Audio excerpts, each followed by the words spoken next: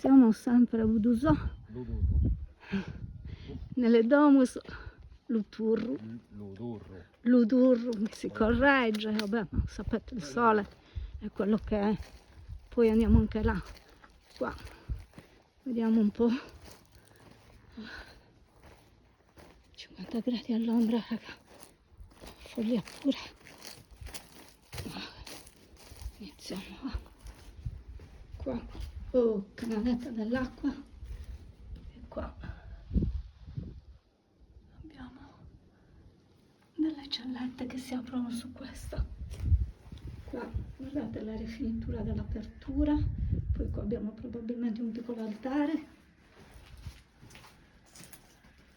Guardate un po'. E qua abbiamo una bellissima cella dove si vedono le picconate. Credo siano le picconate, a meno che non siano incisioni, ma non lo so.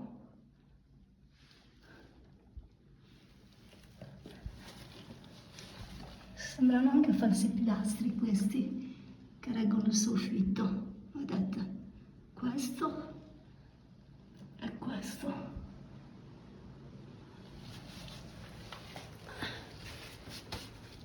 Poi c'è questa struttura qua. Qua abbiamo un altro spazio probabilmente per le offerte. E guardate l'ingresso.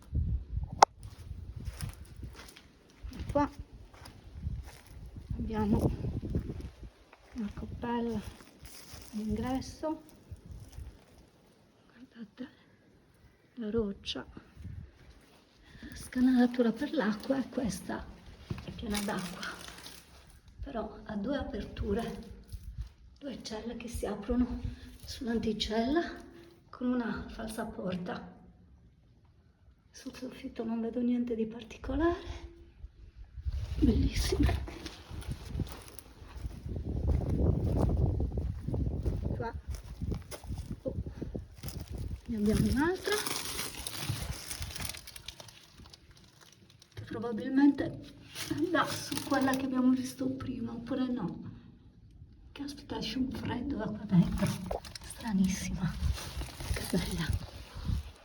Guardate qua che cosa c'è, una specie di scivolo con tutte pietre lavorate. Oh, caspita, questa era la parte anteriore che è crollata, e qua guardate che meraviglia. Gesù.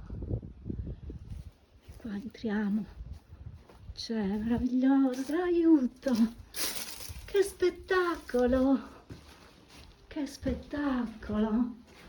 Le due cellette piccoline, una e due, e qua poi vediamo un po'. Guardate qua che cosa c'è. Qua abbiamo questa cosa che segnala la porta, qua questa struttura, l'apertura è crollata, e qua questa porta enorme, questo pavimento con lo zoccolo,